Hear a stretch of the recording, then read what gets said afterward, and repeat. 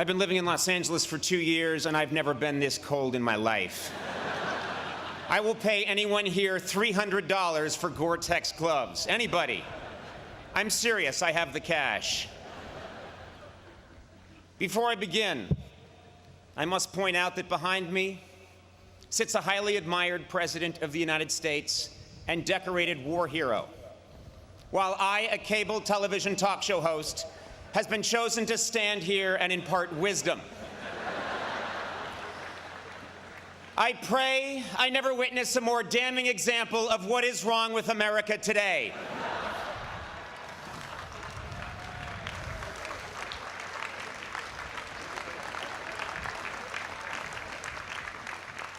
Graduates, faculty, parents, relatives, undergraduates, and old people that just come to these things. Good morning and congratulations to the Dartmouth class of 2011.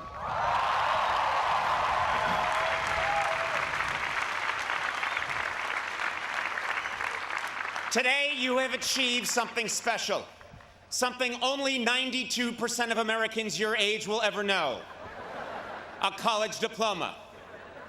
That's right, with your college diploma, you now have a crushing advantage over 8% of the workforce.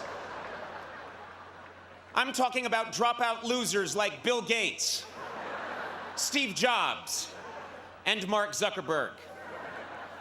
Incidentally, speaking of Mr. Zuckerberg, only at Harvard would someone have to invent a massive social network just to talk with someone in the next room.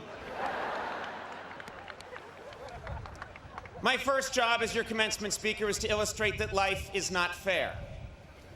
For example, you have worked tirelessly for 4 years to earn the diploma you'll be receiving this weekend. That was great. And Dartmouth is giving me the same degree for interviewing the fourth lead in Twilight. Deal with it. Another example that life is not fair: if it does rain, the powerful rich people on stage get the tent.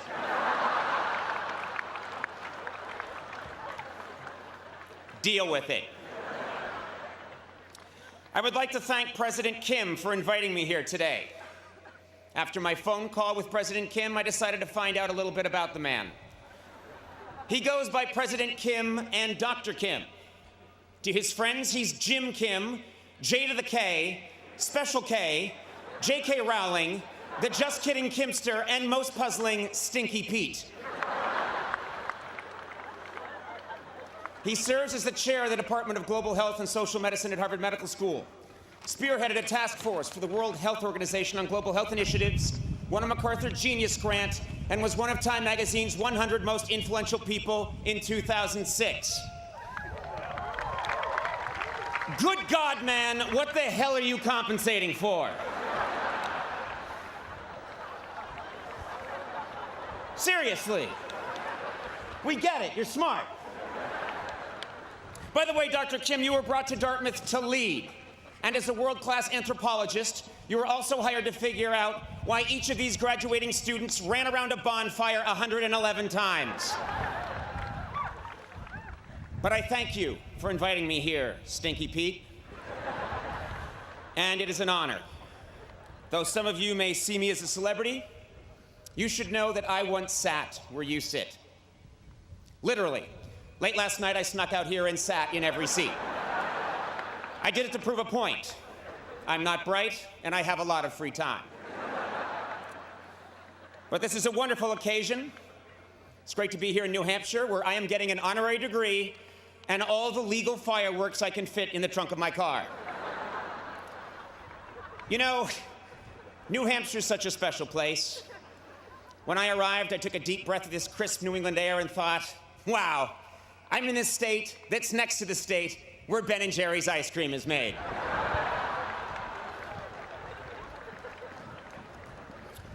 But don't get me wrong, I take my task today very seriously.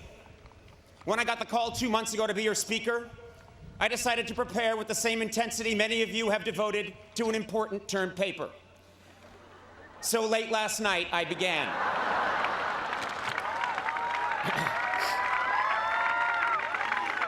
I drank 2 cans of Red Bull, snorted some Adderall, played a few hours of Call of Duty, and then opened my browser. I think Wikipedia put it best when they said Dartmouth College is a private Ivy League university in Hanover, New Hampshire, United States. Thank you and good luck. To communicate with you students today, I have gone to great lengths to become well-versed in your unique linguistic patterns. In fact, just this morning, I left Baker Berry with my Trippy Barry to eat a Billy Bob at the Bema when my Flitz de Francesca was blitzjacked by some D-bag on his FSP.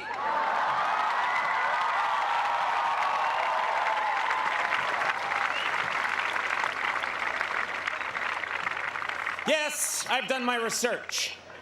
This college was named after the 2nd Earl of Dartmouth, a good friend of the 3rd Earl of UC Santa Cruz, and the Duke of the Barbizon School of Beauty. Your school motto is Vox Clamantis in Deserto, which means voice crying out in the wilderness. This is easily the most pathetic school motto I have ever heard. Apparently, it narrowly beat out silently weeping in thick shrub and whimpering in moist leave without pants.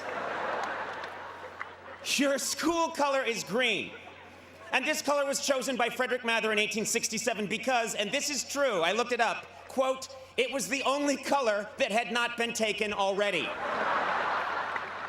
I cannot remember hearing anything so sad. Dartmouth, you have an inferiority complex, and you should not. You have graduated more great fictitious Americans than any other college. Meredith Grey of Grey's Anatomy, Pete Campbell from Mad Men, Michael Corleone from The Godfather. In fact, I look forward to next year's valedictory address by your esteemed classmate, Count Chocula. Of course, your greatest fictitious graduate is Treasury Secretary Timothy Geithner. Man, can you imagine if a real Treasury Secretary made those kinds of decisions?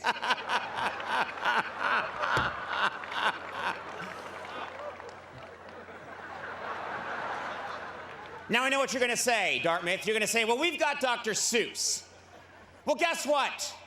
We're all tired of hearing about Dr. Seuss. Face it, the man rhymed fafloozle with sasnoozle. In the literary community, that's called cheating. Your insecurity is so great, Dartmouth, that you don't even think you deserve a real podium.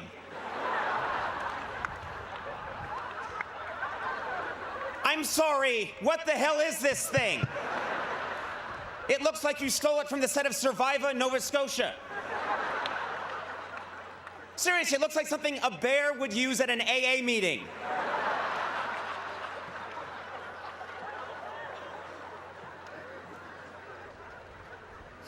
No, Dartmouth, you must stand tall. Raise your heads high and feel proud. Because if Harvard, Yale, and Princeton are your self-involved, vain, name-dropping older brothers, you are the cool, sexually confident, lacrosse-playing younger sibling who knows how to throw a party and looks good in a down vest.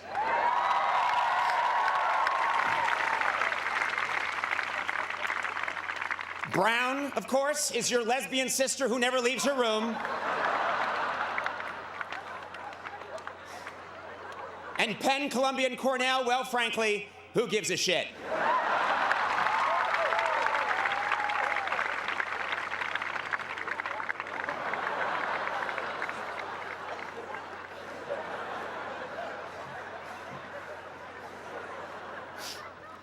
Yes, I've always had a special bond with this school. In fact, this is my 2nd time coming here.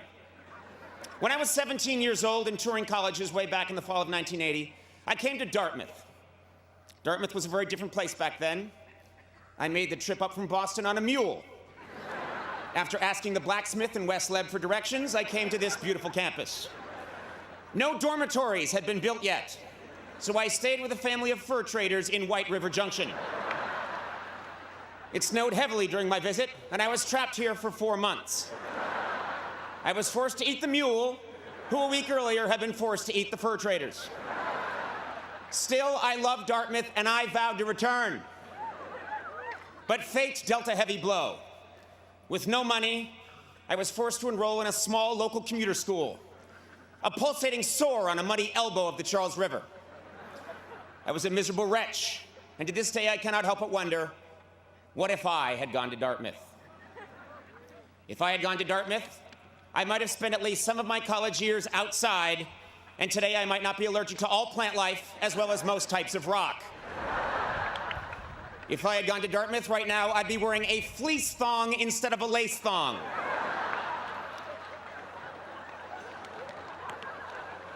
If I had gone to Dartmouth, I still wouldn't know the second verse to Dear Old Dartmouth. Face it, none of you do, you all mumble that part. If I had gone to Dartmouth, I'd have a liver the size and consistency of a beanbag chair. Finally, if I had gone to Dartmouth today, I'd be getting an honorary degree at Harvard. Imagine how awesome that would be.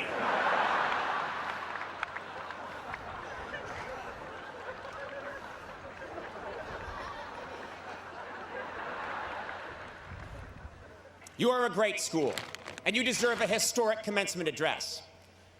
That's right, I want my message today to be forever remembered because it changed the world. To do this, I must suggest groundbreaking policy. Winston Churchill gave his famous Iron Curtain speech at Westminster College in 1946. JFK outlined his nuclear disarmament policy at American University in 1963. Today, I would like to set forth my own policy here at Dartmouth. I call it the Conan Doctrine. Under the Conan Doctrine, all bachelor degrees will be upgraded to master's degrees. All master's degrees will be upgraded to PhDs. And all MBA students will be immediately transferred to a white-collar prison.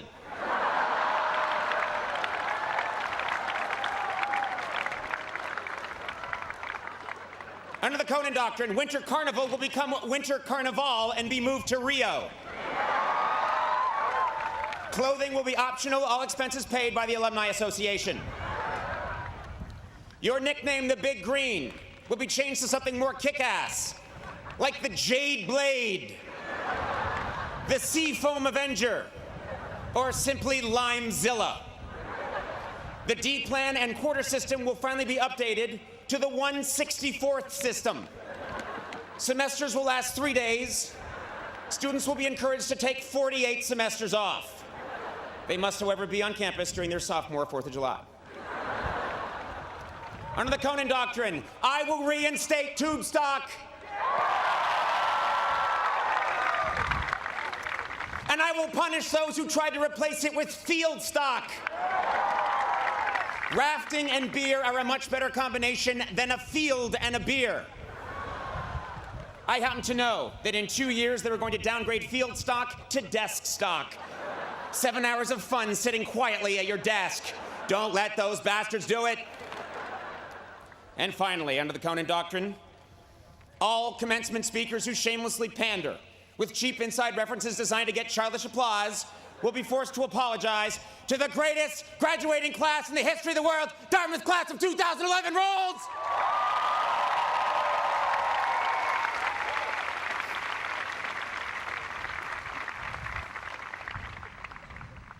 Besides policy, another hallmark of great commencement speeches is deep, profound advice, like reach for the stars. Well, today, I'm not going to waste your time with empty cliches. Instead, I'm going to give you real, practical advice that you will need to know if you're going to survive the next few years. First, adult acne lasts longer than you think. I almost canceled 2 days ago because I had a zit on my eye. Guys, this is important. You cannot iron a shirt while wearing it. Here's another one. If you live on ramen noodles for too long, you lose all feelings in your hands, and your stool becomes a white gel. And finally, wearing colorful Converse high tops beneath your graduation robe is a great way to tell your classmates that this is just the first of many horrible decisions you plan to make with the rest of your life. Of course, there are many parents here, and I have real advice for them as well. Parents, you should write this down. Many of your children, you haven't seen them in 4 years. Well, now you're about to see them every day when they come out of the basement to tell you the Wi-Fi isn't working. If your child majored in fine arts or philosophy, you have good reason to be worried. The only place they are now really qualified to get a job is ancient Greece. Good luck with that degree. The traffic today on East Wheelock is going to be murder, so once they start handing out diplomas, you should slip out in the middle of the K's. And I have to tell you this, you will spend more money framing your child's diploma than they will earn in the next 6 months. It's tough out there, so be patient. The only people hiring right now are Panera Bread and Mexican drug cartels. Yes, you parents must be patient because it is indeed a grim job market out there. One of the reasons it's so tough finding work is that aging baby boomers refuse to leave their jobs. Trust me on this.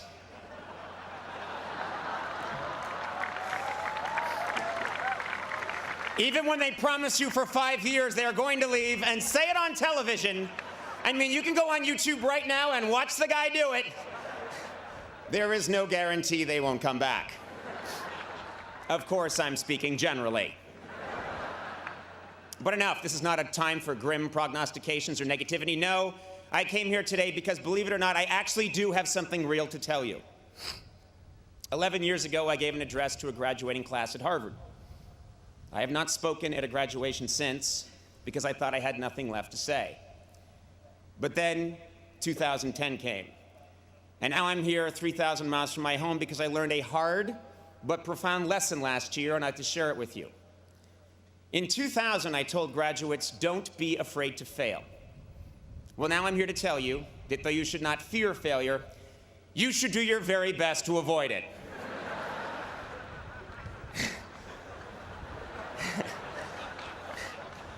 Nietzsche famously said, whatever doesn't kill you makes you stronger. What he failed to stress is that it almost kills you.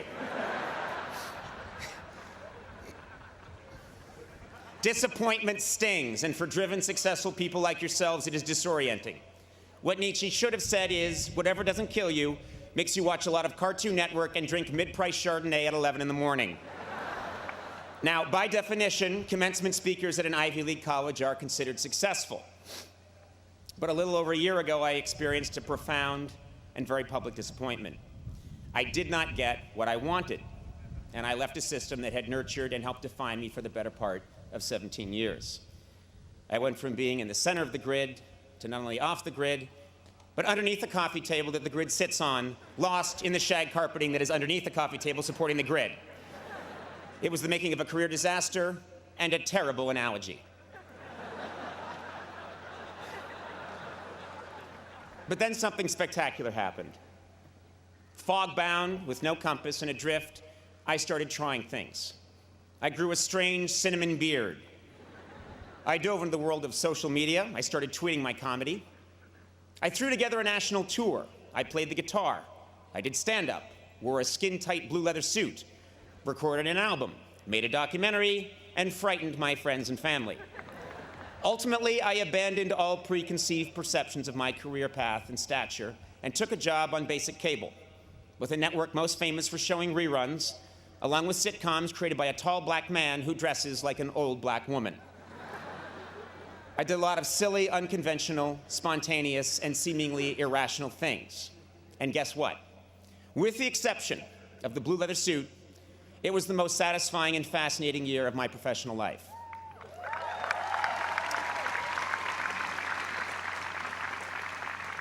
To this day, I still don't understand exactly what happened, but I have never had more fun, been more challenged, and this is important, had more conviction about what I was doing.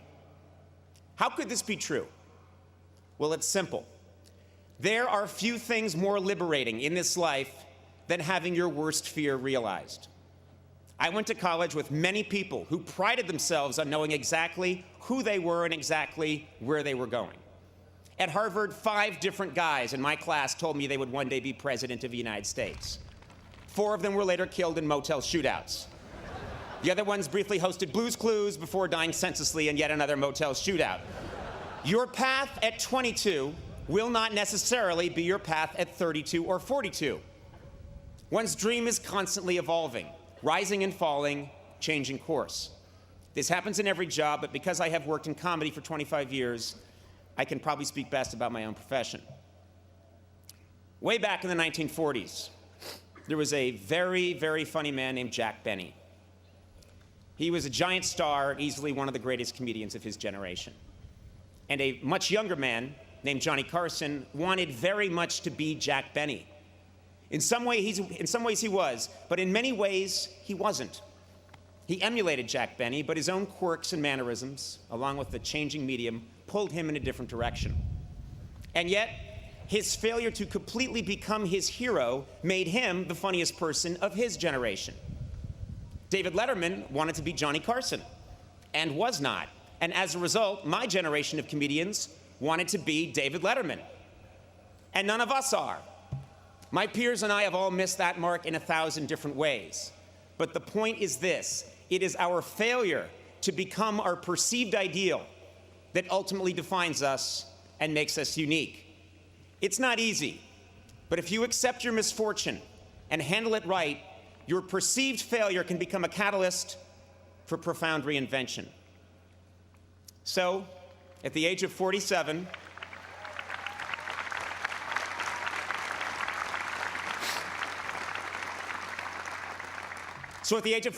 after 25 years of obsessively pursuing my dream, that dream changed. For decades in show business, the ultimate goal of every comedian was to host The Tonight Show. It was the holy grail.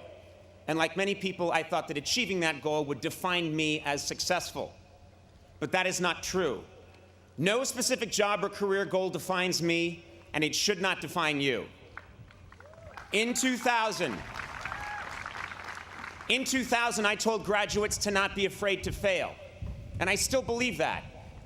But today I tell you that whether you fear it or not, disappointment will come. The beauty is that through disappointment you can gain clarity, and with clarity comes conviction and true originality.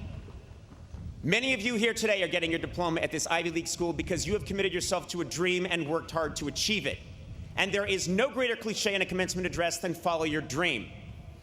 Well, I'm here to tell you that whatever you think your dream is now, it will probably change, and that's okay.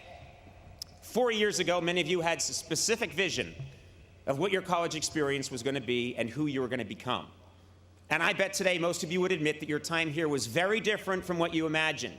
Your roommates changed, your major changed. For some of you, your sexual orientation changed. I bet some of you have changed your sexual orientation since I began this speech. I know I have.